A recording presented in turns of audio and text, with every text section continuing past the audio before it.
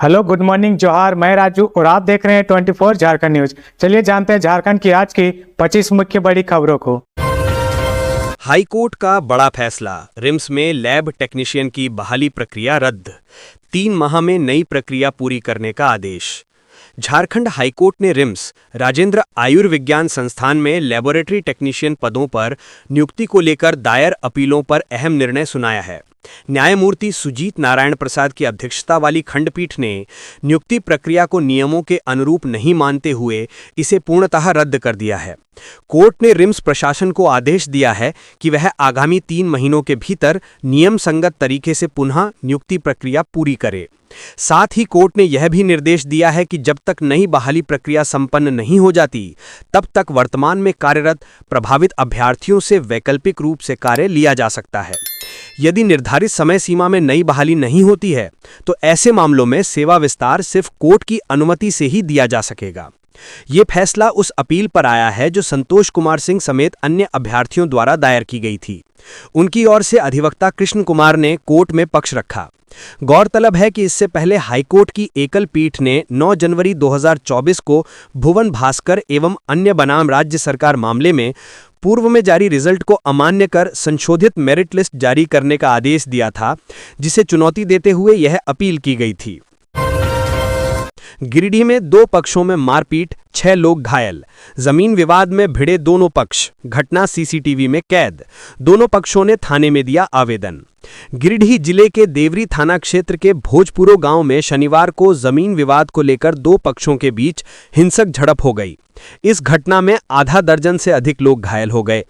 पूरी वारदात सीसीटीवी कैमरे में कैद हो गई है। विवाद इतना बढ़ गया कि दोनों ओर से ईंट पत्थर और लाठी डंडे चलने लगे। घायलों को तुरंत स्थानीय स्वास्थ्य केंद्र ले जाया गया, जहां उनका इलाज जारी है। घटना के संबंध में माला देवी ने देवरी थाना में राजेश यादव सहित 8 अन्य लोगों के खिलाफ मारपीट, गाली गलौज और जान से मारने की धमकी देने का आरोप लगाते हुए आवेदन दिया है। वहीं दूसरे पक्ष से राजेश यादव ने भी थाने में शिकायत दर्ज कराई है। सूचना मिलते ही देवरी थाना प्रभारी सोनू कुमार पुलिस बल के साथ मौके पर पहुंचे और स्थिति को नियंत्रित किया। थाना प्रभारी ने बताया कि यह मारपीट जमीन विवाद के कारण हुई थी। पुलिस ने मौके पर पहुंचकर मामला शांत कराया और दोनों पक्षों से आवेदन प्राप्त किया है। पुलिस आवेदनों के आधार पर जांच पड़ताल कर रही है और उचित कार्रवाई का आश्वासन दिया है। फिलहाल गांव में स्थिति सामान्य है, लेकिन पुलिस किसी भी अप्रिय घटना को रोकने के लिए लगातार निगरानी बनाए हुए है। होटल में गैस सिलेंडर ब्लास्ट होने से लगी आग, मालिक समेत 3 लोग घायल। जमशेदपुर शहर के मानगो थाना क्षेत्र स्थित एक होटल में गैस सिलेंडर ब्लास्ट होने से आग लग गई।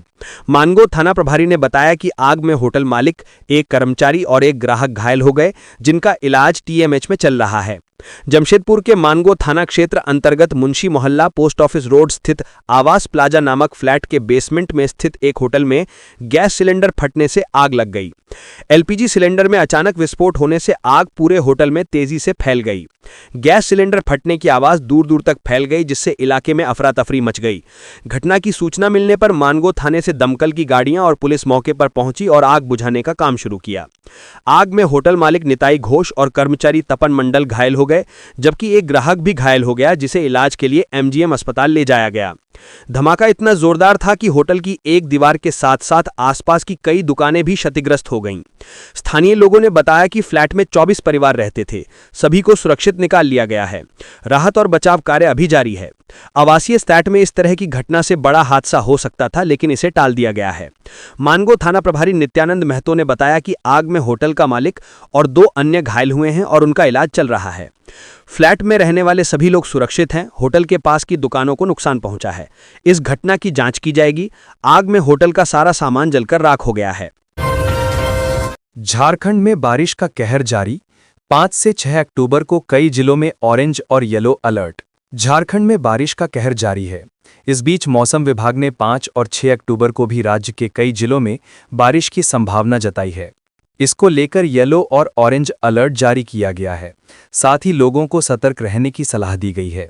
मौसम विभाग ने गढ़वा, पलामू, लातेहार, चतरा और हजारीबाग के लिए ऑरेंज अलर्ट जारी किया है, जबकि कोडरमा, गिरिडीह, देवघर, जामताड़ा, धनबाद, बोकारो, रामगढ़, रांची और लोहरदगा के लिए येलो अलर्ट जारी किया गया है।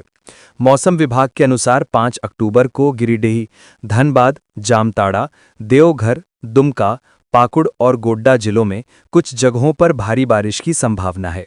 वहीं 6 अक्टूबर को गोड्डा, साहिबगंज, दुमका और पाकुड़ में भारी बारिश हो सकती है। मध्य प्रदेश, राजस्थान व तमिलनाडु में कफ सिरप प्रतिबंधित। अब धनबाद में भी 2 साल से छोटे बच्चों को नहीं मिलेगा। केंद्र सरकार की सख्त एडवाइजरी के बाद धनबाद स्वास्थ्य विभाग भी हरकत में आ गया है। अब जिले में 2 साल से कम उम्र के बच्चों को कफ सिरप नहीं दिए जाने को लेकर विशेष सतर्कता बरती जाएगी। मीडिया रिपोर्ट के मुताबिक मध्य प्रदेश, राजस्थान व तमिलनाडु में बच्चों के कफ सिरप को प्रतिबंधित किया गया है। Director general of health services द्वारा हाल ही में जारी दिशा निर्देशों के तहत ये स्पष्ट किया गया है कि इस उम्र के बच्चों में कफ सिरप का प्रयोग जोखिम भरा हो सकता है। इसी के तहत धनबाद में भी चिकित्सकों को चेतावनी दी जा रही है कि वे 2 साल से छोटे बच्चों के इलाज में कफ सिरप का इस्तेमाल ना करें। ये कदम मध्य प्रदेश और राजस्थान में कफ सिरप से जुड़ी घटनाओं के मद्देनजर उठाया गया है। हालांकि स्वास्थ्य विभाग का कहना है कि घबराने की जरूरत नहीं है, लेकिन एहतियात के तौर पर यह फैसला जरूरी है। जिला आरसीएच पदाधिकारी डॉक्टर रोहित गौतम ने बताया कि स्वास्थ्य मंत्रालय के निर्देशों के अनुसार सभी सरकारी व निजी चिकित्सकों को जल्द ही विस्तृत निर्देश भेजे जाएंगे। उन्होंने ये भी स्पष्ट किया कि आमतौर पर इस आयु वर्ग के बच्चों में खांसी अपने आप ठीक हो जाती है और दवा की आवश्यकता नहीं होती। स्वास्थ्य विभाग के आंकड़ों के अनुसार धनबाद में 0 से 2 वर्ष की आयु के करीब 1.5 लाख बच्चे हैं। इन बच्चों को नियमित टीकाकरण के साथ स्वास्थ्य निगरानी में रखा जा रहा है। अब उनके इलाज में कफ सिरप न देने के निर्देश को गंभीरता से लागू किया जाएगा। जेट आवेदन की अंतिम तिथि बढ़ाने की मांग, अभ्यर्थियों ने जेपीएससी सर्वर धीमा होने का लगाया आरोप। यदि आप जेट यानी झारखंड पात्रता परीक्षा में शामिल होना चाहते हैं और अभी तक आवेदन नहीं किया है तो देर ना करें, क्योंकि ऑनलाइन आवेदन देने की तारीख समाप्त होने वाली है। झारखंड लोक सेवा आयोग द्वारा जारी विज्ञापन के अनुसार ऑनलाइन आवेदन की अंतिम तारीख 6 अक्टूबर है। करीब 17 वर्ष के बाद आयोजित हो रही इस परीक्षा के लिए 16 सितंबर से 6 अक्टूबर तक ऑनलाइन आवेदन लिए जाने हैं। झारखंड लोक सेवा आयोग द्वारा जारी विज्ञापन संख्या 8/2024 के अनुसार बड़ी संख्या में छात्रों ने आवेदन किया है। जानकारी के मुताबिक अब तक 50,000 से अधिक आवेदन जेपीएससी को प्राप्त हुए हैं। गौरतलब है कि सबसे पहला झारखंड पात्रता परीक्षा राज्य गठन के बाद 2008 में हुआ था, जो विवादों में रहा, जो अभी भी सीबीआई जांच के दायरे में है। जेपीएससी सर्वर में तकनीकी खराबी होने का आरोप लगाते हुए छात्रों ने जेट आवेदन की तारीख बढ़ाने की मांग की है। छात्र नेता सत्यनारायण शुक्ला ने छात्रों को हो रही परेशानी को देखते हुए आयोग से आवेदन की तारीख को 1 सप्ताह बढ़ाने का आग्रह किया है। उन्होंने कहा कि सोमवार को छात्रों का एक शिष्टमंडल आयोग के पदाधिकारियों से मिलकर ज्ञापन भी सौंपेगा। इधर ऑनलाइन आवेदन प्राप्त होने के बाद जल्द ही आयोग इस परीक्षा को आयोजित करने की तैयारी में है। झारखंड पात्रता परीक्षा ओएमआर सीट आधारित होगी, जिसमें कुल 43 विषय होंगे। ये परीक्षा 3 घंटे की होगी, जिसमें नेगेटिव मार्किंग का प्रावधान नहीं है। इसके अलावे इसमें उच्चतम उम्र सीमा का कोई निर्धारण नहीं है। इस परीक्षा का सबसे बड़ा पैमाना ये होगा कि इसमें केवल 6% अभ्यर्थी ही क्वालिफाई माने जाएंगे। जेपीएससी ने इस परीक्षा के लिए एकमात्र केंद्र रांची की घोषणा की है। हालांकि विद्यार्थी अधिक होने पर रांची के अलावे बोकारो और जमशेदपुर में भी परीक्षा केंद्र बना सकता है। इसके लिए अभ्यर्थियों से परीक्षा के लिए 3 शहर का नाम मांगा गया है। इस परीक्षा में सामान्य और ईडब्ल्यूएस वर्ग के लिए 40% और एसटी, एससी, एसटी और बीसी के लिए 35% क्वालिफाइंग अंक निर्धारित किया गया है। घर से करीब 1,50,00,000 के गहने की चोरी, मेला देखने गए थे परिवार के लोग। हजारीबाग जिला में 1,40,00,000 रुपए मूल्य के जेवरात की चोरी की बड़ी घटना सामने आई है। केरेडारी थाना क्षेत्र के चट्टी बरियातू गांव निवासी कुलदीप सोनी के घर से 1,70,000 नकद समेत करीब 1,30,00,000 रुपए मूल्य के जेवरात की चोरी हो गई। जानकारी के अनुसार गुरुवार की रात चोरों ने कुलदीप के घर के दरवाजे का ताला तोड़कर प्रवेश किया। अपराधियों ने अलमारी का लॉक तोड़कर नकद और जेवरात चुराकर फरार हो गए। पीड़ित कुलदीप सोनी ने केरेडारी थाने में आवेदन देकर शिकायत की है। उनकी एक जेवरी की दुकान भी है। कुलदीप ने बताया कि घटना गुरुवार को विजयदशमी के दिन शाम करीब 4:30 बजे की है। वे अपने परिवार के साथ मेला देखने गए थे। इसी बीच चोरों ने अलमारी में रखे 1,70,000 रुपए नकद भी चुरा लिए। केरेडारी थाना प्रभारी विवेक कुमार ने बताया कि पुलिस मामले की जांच में जुटी है, जल्द ही खुलासा कर लिया जाएगा। पीड़ित के द्वारा दिए आवेदन में बताया गया कि कुलदीप 4:30 बजे शाम से 6 बजे के बीच अपने केरेडारी निवास स्थान से सलगा गांव दुर्गा पूजा के विजयादशमी मेले में देखने गए थे। इस दौरान घर का दरवाजा तोड़कर घर के अंदर अलमारी में रखा गया पैसे और जेवर की चोरी हो गई। पीड़ित ने बताया कि उनके अपने जेवरी दुकान का जेवर 22 कैरेट और 18 कैरेट का सोना घर में रखा गया था। उसका कीमत 1 करोड़ 30 लाख के आसपास था। इसके अलावा घर का जेवर चोरों ने चोरी कर फरार हो गया। भाजपा के नवनियुक्त कार्यकारी अध्यक्ष आदित्य साहू का भव्य स्वागत। भारतीय जनता पार्टी झारखंड के नवनियुक्त कार्यकारी अध्यक्ष आदित्य साहू का शनिवार को महानगर कार्यालय में जोरदार स्वागत किया गया। कार्यक्रम की शुरुआत पंडित दीनदयाल उपाध्याय के चित्र पर माल्यार्पण और वंदे मातरम गान के साथ हुई। इस अवसर पर पार्टी पदाधिकारी, कार्यकर्ता और समर्थक बड़ी संख्या में मौजूद रहे और आदित्य साहू का अभिनंदन किया। भाजपा महानगर अध्यक्ष वरुण कुमार साहू ने अपने संबोधन में कहा कि आदित्य प्रसाद साहू को पर्ची कटने से लेकर इस मुकाम तक पहुंचने के लिए बधाई और शुभकामनाएं। हमें विश्वास है कि आप मजबूती से अपनी जिम्मेदारी निभाएंगे, भाजपा कार्यकर्ताओं को मान सम्मान मिलेगा और हम सब आपके साथ मजबूती से खड़े रहेंगे। मिलकर हम इस खोखली हेमंत सरकार को उखाड़ फेंकेंगे। अपने संबोधन में नवनियुक्त कार्यकारी अध्यक्ष आदित्य कुमार साहू ने कहा कि वे मूल रूप से कार्यकर्ता हैं और कार्यकर्ता भाव से ही निरंतर काम करते हैं। उन्होंने कहा कि मेरे लिए पद कोई विषय नहीं है।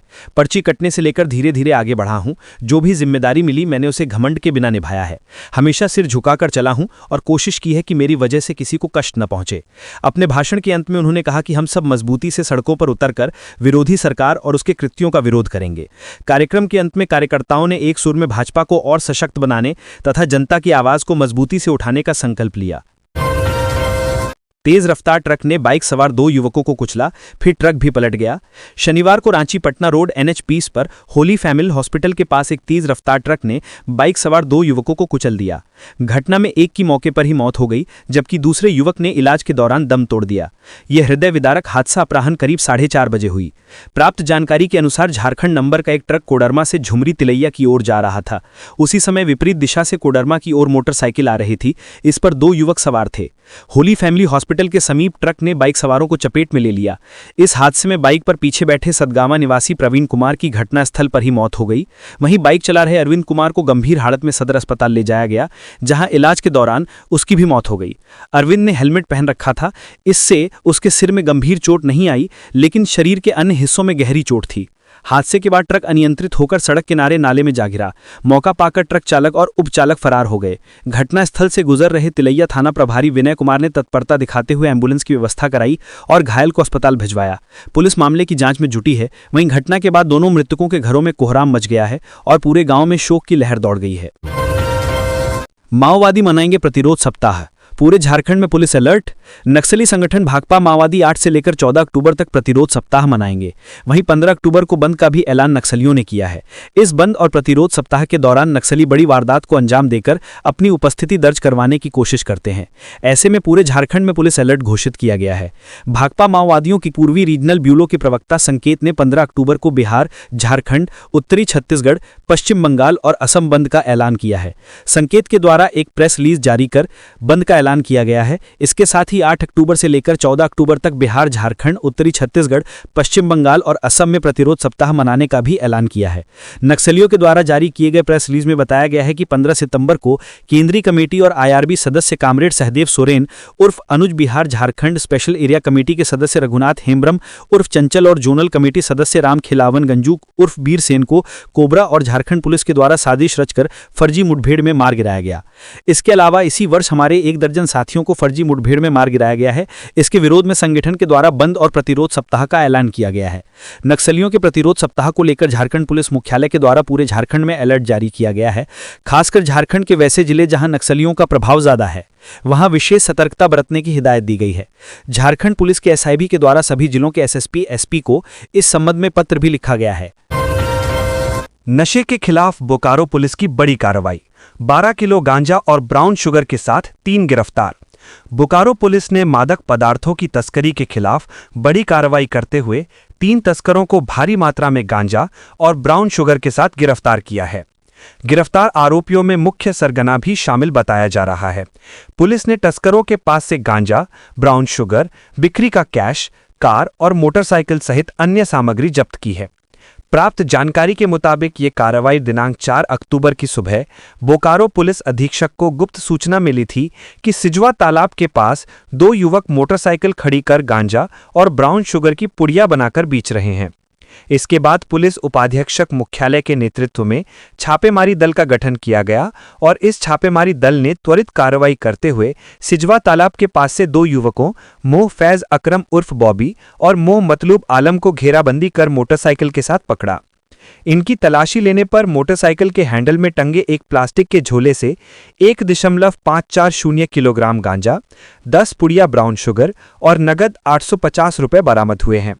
पूछताछ के दौरान गिरफ्तार तस्करों ने अपने अपराध को स्वीकार करते हुए बताया कि वे बारी कोऑपरेटिव, मखदूमपुर सिवनडीही समेत कई जगहों पर घूम घूमकर गांजा बेचते हैं। उन्होंने बताया कि वे बारी कोऑपरेटिव कॉलोनी के रहने वाले अनिरुद्ध साहू उर्फ हिट से गांजा खरीदते थे। झरिया टीओपी में घुसकर पुलिसकर्मी से मारपीट, तोड़फोड़ भी की। गिरफ्तारी के विरोध में उग्र हुए लोग शनिवार को झरिया के बास्ता कोला इलाके में एक प्रेम प्रसंग ने देखते ही देखते बवाल का रूप ले लिया। दो गुटों के बीच शुरू हुआ मामूली विवाद इतनी तेजी से बढ़ा कि मामला हिंसक झड़प तक पहुंच गया। स्थिति को बिगड़ता देख स्थानीय लोगों ने तुरंत पुलिस को सूचना दी। सूचना मिलते ही झरिया थाना के अंतर्गत बस्ता कोला टॉप यानी टीओपी से पुलिसकर्मी ललित कुमार मौके पर पहुंचे। पुलिस ने कार्रवाई करते हुए एक युवक नितेश पंडित को हिरासत में लिया, लेकिन जैसे ही ये खबर इलाके में फैली, लोगों का गुस्सा भड़क उठा। नितेश की गिरफ्तारी से नाराज भीड़ थोड़ी ही देर में झरिया टीओपी पर आधम की। वहां मौजूद पुलिसकर्मी ललित कुमार को भीड़ ने घेर लिया और बुरी तरह पीट दिया। इतना ही नहीं, उपद्रवियों ने टीओपी कार्यालय में जमकर तोड़फोड़ की, जिससे सरकारी संपत्ति को भी नुकसान हुआ। घटना की सूचना मिलते ही झरिया थाना समेत अन्य थानों से भारी संख्या में पुलिस बल मौके पर पहुंचा। पुलिस को आता देख उपद्रवी वहां से भाग खड़े हुए। इधर गंभीर रूप से घायल आरक्षी ललित कुमार को आनन फानन में इलाज के लिए धनबाद के एक अस्पताल में भर्ती कराया गया है। इस घटना के बाद से बास्ता कोला और आसपास के क्षेत्रों में तनाव का माहौल है। पुलिस लोगों से पूछताछ कर रही है और उपद्रवियों की पहचान करने के लिए घटनास्थल के आसपास लगे सीसीटीवी कैमरों की फुटेज खंगाली जा रही है। झरिया पुलिस ने मामले को गंभीरता से लिया है और कहा है कि दोषियों की पहचान कर जल्द कार्रवाई की जाएगी। हालात को देखते हुए स्थानीय प्रशासन ने अतिरिक्त पुलिस बल की स्थापना की है ताकि किसी भी तरह की नई अशांति को रोका जा सके। झरिया के अनुमंडल पदाधिकारी और अन्य अधिकारी स्थिति पर नजर बनाए हुए हैं। मुड़मा जत्रा को सफल बनाने के लिए 40 पढ़ा के पहालों की हुई बैठक। आदिवासियों की ऐतिहासिक मुड़मा जत्रा 8-9 अक्टूबर को आयोजित किया गया। इसमें 40 पढ़ा लोगों के पारंपरिक, सामाजिक, धार्मिक और अगवा लोग शामिल होंगे। शनिवार को मुड़मा जत्रा को सफल बनाने के लिए 40 पढ़ा के पहानों की बैठक पढ़ा भवन मुड़मा में आयोजित हुई। बैठक की अध्यक्षता धर्मगुरु बंधन तिग्गा ने की, जबकि इस मौके पर झारखंड सरकार के कल्याण मंत्री चमरा लिंडा विशेष अतिथि के रूप में शामिल हुए। बैठक में कहा गया कि इस बार जत्रा को और बेहतर व ऐतिहासिक बनाने में किसी भी तरह की कमी नहीं छोड़ी जाएगी। जत्रा में आने वाले देश विदेश के मेहमानों व श्रद्धालुओं को किसी प्रकार की परेशानी न हो, इसके लिए संबंधित विभागों को सख्त दिशा निर्देश दिए गए। विशेषकर पढ़ा प्रतीक चिन्हों के साथ शामिल होने वाले खोड़ा के लिए समुचित व्यवस्था सुनिश्चित करने पर जोर दिया गया। कल्याण मंत्री चमरा लिंडा ने कहा कि जत्रा के सफल आयोजन में सरकार हर संभव सहयोग करेगी और जत्रा भूमि के संरक्षण व संवर्धन के लिए अगले वर्ष तक ठोस कदम उठाए जाएंगे। बैठक के बाद मंत्री व धर्मगुरु में जत्रा स्थल का निरीक्षण किया और अब तक की तैयारियों का जायजा लिया। घाटशिला में झामुमो और भाजपा की होनी है अग्नि परीक्षा। पूर्वी सिंहभूम जिला के घाटशिला विधानसभा सीट के लिए उपचुनाव होना है, लेकिन चुनाव की तारीख के दहलीज पर आने के बावजूद अब तक दोनों पार्टियों ने प्रत्याशियों के नाम की घोषणा नहीं की है। एसटी सीट की जंग पर सस्पेंस बनाने की क्या हो सकती है वजह? क्यों पुराने ट्रेंड को नहीं आजमा रहा है झामुमो? राजनीति के जानकार कैसे देख रहे हैं इस खेल को? घाटशिला उपचुनाव झामुमो और भाजपा के लिए इसलिए भी बेहद खास है क्योंकि इसके नतीजे ये संदेश देने के लिए काफी होंगे कि एसटी के बीच झामुमो की पकड़ बरकरार है या भाजपा की स्वीकार्यता बढ़ी है। क्योंकि साल 2000 के चुनाव में जिस भाजपा के पास एसटी के लिए रिजर्व 28 सीटों में से 14 सीटें थी, वो अब एक सीट पर सिमट गई है। झामुमो से चंपई सोरेन नहीं आए होते तो भाजपा का सूपड़ा साफ हो जाता। 2024 के चुनाव में झामुमो के 20 और कांग्रेस के 7 एसटी सीटें जीतने भाजपा को हाशिए पर ला दिया है। लिहाजा घाटशिला उपचुनाव से झामुमो अपनी प्रतिष्ठा बरकरार रखना चाहेगी तो भाजपा 2014 के रिजल्ट को दोहराकर सरकार पर मनोवैज्ञानिक दबाव डालना चाहेगी।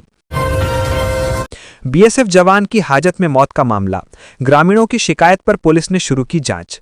बीएसएफ जवान राहुल मांझी के कस्टोडियल डेथ मामले ने तूल पकड़ लिया है। शुक्रवार को बड़ी संख्या में महिला पुलिसों ने मुरहू थाना का घेराव कर जांच और कार्रवाई की मांग को लेकर मुरहू थाना का घेराव किया।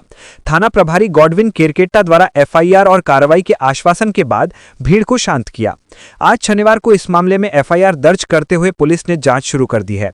इस मामले को लेकर थाना प्रभारी गॉडविन केरकेट्टा ने बताया कि कस्टोडियल डेथ मामले की जांच गठित टीम कर रहा है। इस बीच शुक्रवार को बड़ी संख्या में ग्रामीणों ने थाना का घेराव कर एफआईआर और जांच की मांग की थी। ग्रामीणों की शिकायत पर कांड दर्ज कर लिया गया है और शिकायत के अनुसार जांच शुरू कर दी गई है। उन्होंने बताया कि शिकायत के अनुसार मामला अगर सही पाया जाता है तो जवान को अपहरण कर मारपीट करने वालों पर कानूनी कार्रवाई की जाएगी।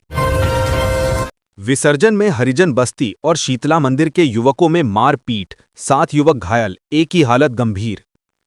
चक्रधरपुर में विसर्जन के दौरान हरिजन बस्ती और शीतला मंदिर के युवकों बीच जम के मारपीट हुई। मारपीट के दौरान हरिजन बस्ती के 7 युवक घायल हो गए। वहीं एक युवक को गंभीर अवस्था में पुलिस ने रेलवे अस्पताल में इलाज के भर्ती करवाया था। ये घटना शुक्रवार की देर रात 12:30 बजे की बताई जा रही है। वहीं इस घटना के विरोध में शनिवार की दोपहर करीबन 3 बजे दर्जनों की संख्या में हरिजन बस्ती के महिलाएं और पुरुषों ने थाने पहुंचकर घटना का विरोध जताया और घटना में शामिल युवकों को गिरफ्तार करने की मांग थाना प्रभारी से किया है। जानकारी के अनुसार हरिजन बस्ती के युवक जब विसर्जन कर वापस घर को लौट रहे थे, इसी दौरान चक्रधरपुर थाना के पास तकरीबन दर्जनों की संख्या में शीतला मंदिर के युवक हरिजन बस्ती के लौट रहे जुलूस के अंदर घुसे और हरिजन बस्ती के युवकों के साथ मारपीट की। घटना के दौरान अफरा तफरी का माहौल बन गया। चाकू के इस हमले में हरिजन बस्ती के 5 युवक गंभीर रूप से घायल हो गए। हमलावर युवक मौके से भाग खड़े हुए। चाकूबाजी में घायल होने वालों में ध्रुव मुखी, गोविंदा मुखी, दिनेश मुखी, रिक्की मुखी, अतुल मुखी, अमन मुखी, अजय मुखी शामिल हैं। इधर घटना के बाद से हरिजन बस्ती में गुस्से का माहौल है। शनिवार की शाम को करीबन 6 बजे चक्रधरपुर थाने में मारपीट में घायल हुए युवकों ने मारपीट करने वाले युवकों के खिलाफ लिखित शिकायत दर्ज करवाई है। वहीं थाना प्रभारी अवधेश कुमार ने बताया कि रेलवे अस्पताल में रिक्की मुखी के बयान पर एफआईआर दर्ज कर मामले की छानबीन की जाएगी। जो दोषी होगा उसे पर कड़ी कार्रवाई करते हुए जेल भेजा जाएगा। कांग्रेस ने किया झारखंड के सभी जिलाध्यक्षों की घोषणा, कुमार राजा बने रांची महानगर के अध्यक्ष।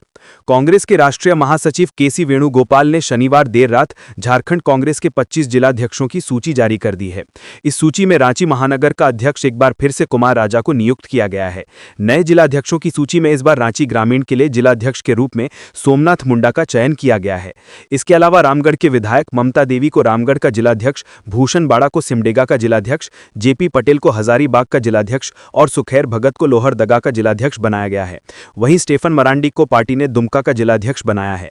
वहीं बोकारो का जिलाध्यक्ष जवाहरलाल मेहता, चतरा का चंद्रदेव गोप, देवघर का मुकुंद दास, धनबाद का संतोष कुमार सिंह, पूर्वी सिंहभूम का परमेंदर सिंह, गढ़वा का ई.ओ. बैदुल्ला अंसारी, गिरिडीह का सतीश केडिया, कोडरमा का प्रकाश रजक, लातेहार का कामेश्वर यादव, लोहरदगा का सुखैर भगत, पाकुड़ का श्री कुमार सरकार, पलामू की विमला कुमारी, साहिबगंज का बरकतुल्ला खान, सरायकेला खरसामा का राज बागची, सिमडेगा का विधायक भूषण बाड़ा और पश्चिमी सिंहभूम का जिलाध्यक्ष रंजन गोहेकोए को नियुक्त किया गया है।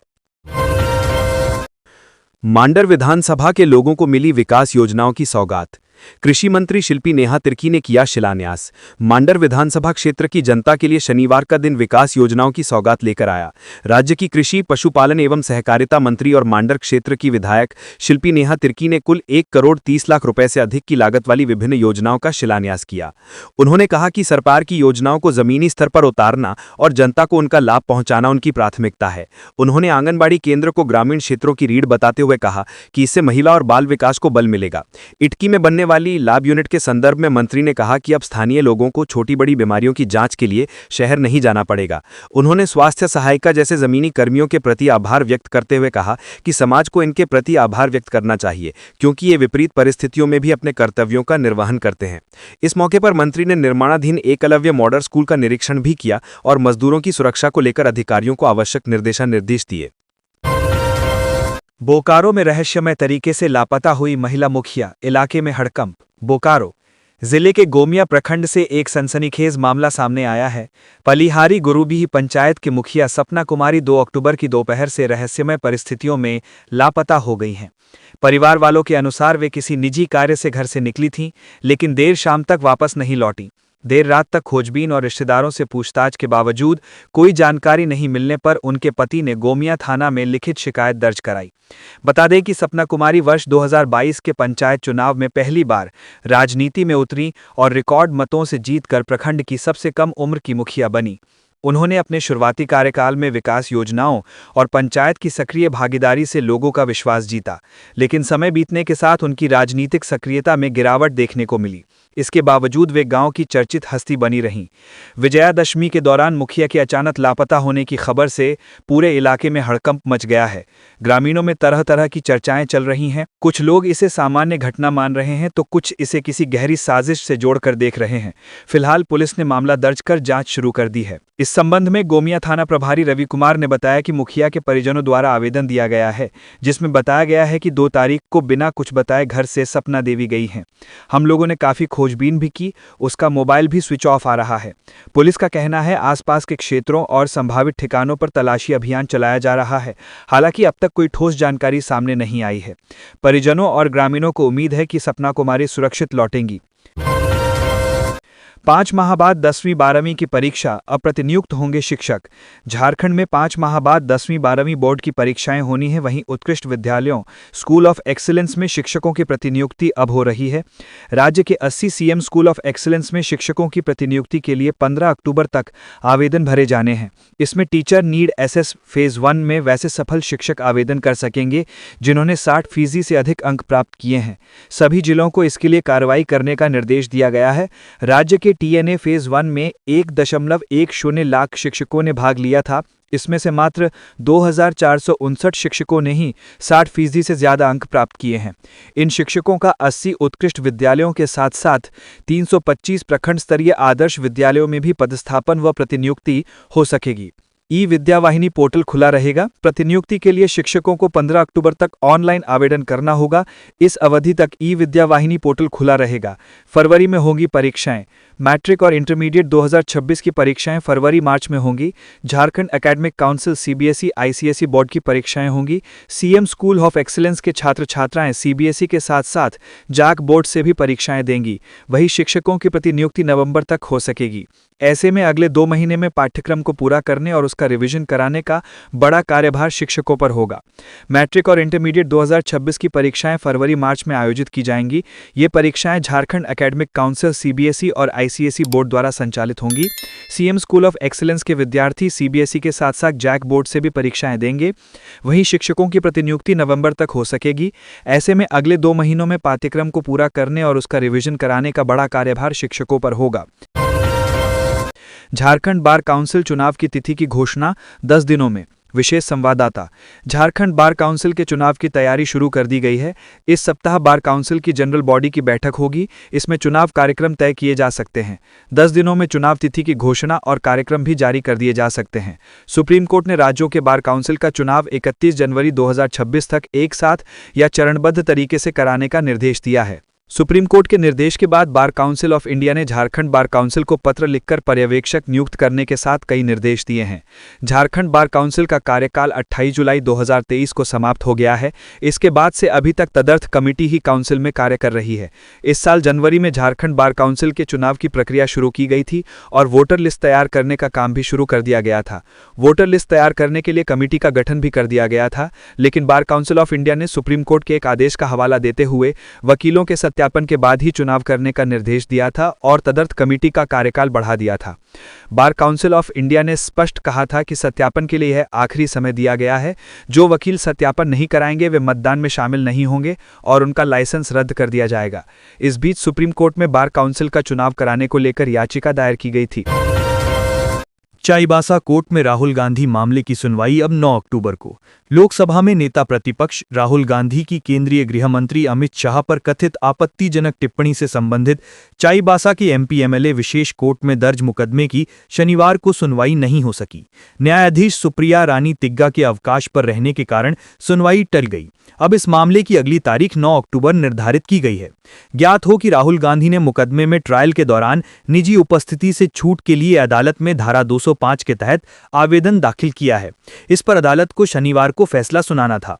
इससे पहले 22 सितंबर को दोनों पक्षों की बहस पूरी हो चुकी थी और अदालत ने आदेश सुरक्षित रख लिया था। राहुल गांधी की ओर से अधिवक्ता सुभाष चंद्र मिश्रा, प्रणब दरीपा, मिली बिरुआ और सरस्वती दास ने पक्ष रखा। कांग्रेस जिला अध्यक्ष चंद्रशेखर दास व जिला प्रवक्ता त्रिशानु राय भी कोर्ट परिसर में मौजूद थे। इस मामले को लेकर कांग्रेस समर्थकों और स्थानीय राजनीतिक हलकों में उत्सुकता बनी हुई है। राहुल गांधी के आवेदन पर अदालत का फैसला अहम माना जा रहा है।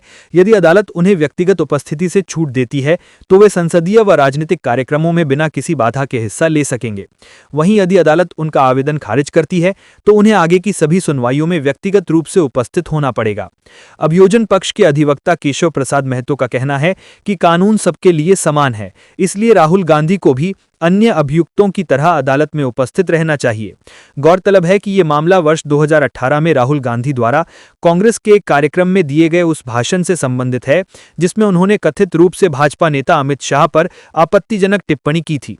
इस टिप्पणी को लेकर भाजपा नेता प्रताप कटियार ने चाईबासा की सीजीएम कोर्ट में मानहानि का मामला दर्ज कराया था। बाद में ये मामला एमपी-एमएलए विशेष न्यायालय में स्थानांतरित किया गया। अब सभी की निगाहें 9 अक्टूबर की तारीख पर टिकी हैं, जब अदालत राहुल गांधी के आवेदन पर अपना निर्णय सुनाएगी। अरगा नदी पर पुल बनाने वाले इंजीनियर पर गिरी गाज, चलेगी विभागीय कार्रवाई। गिरिडीह में अरगा नदी पर पुल बनाने वाले इंजीनियर मोह अख्तर हुसैन पर गाज गिरी है। सरकार ने उनके खिलाफ विभागीय कार्रवाई चलाने का निर्णय लिया है। पथ विभाग ने इससे संबंधित आदेश जारी कर दिया है। जारी आदेश में कहा गया है कि सहायक अभियंता मोह अख्तर हुसैन ने अपने पदास्थापन काल में बागी पथ परियोजना अंतर्गत गिरिडीह के फतेहपुर मोड़ में अरगा नदी पर निर्माणाधीन पुल के निर्माण कार्य में कर्तव्य के प्रति अनियमितता और लापरवाही बरती, जिसके कारण पुल क्षतिग्रस्त हो गया। मोहम्मद अख्तर हुसैन के खिलाफ विभागीय कार्रवाई संचालन के लिए सेवानिवृत्त आईएएस इकबाल आलम अंसारी को विभागीय जांच पदाधिकारी बनाया गया है। साथ ही आदेश में कहा गया है कि मोहम्मद अख्तर हुसैन 10 कार्य दिवस के अंदर संचालन पदाधिकारी के समक्ष उपस्थित होंगे और उनके आदेशों का अनुपालन सुनिश्चित करेंगे। तो ये थी आज की झारखंड की टॉप बड़ी खबरें। इसी तरह झारखंड की हर छोटी सी बड़ी खबर देखने के लिए आप हमारे चैनल 24 झारखंड न्यूज को सब्सक्राइब करके बेल आइकन प्रेस कर ले, जिससे झारखंड की हर छोटी सी बड़ी खबर की अपडेट आप तक पहुंचता रहे। तो आज के लिए बस इतना ही। हमें दीजिए इजाजत, फिर मिलते हैं नेक्स्ट न्यूज में।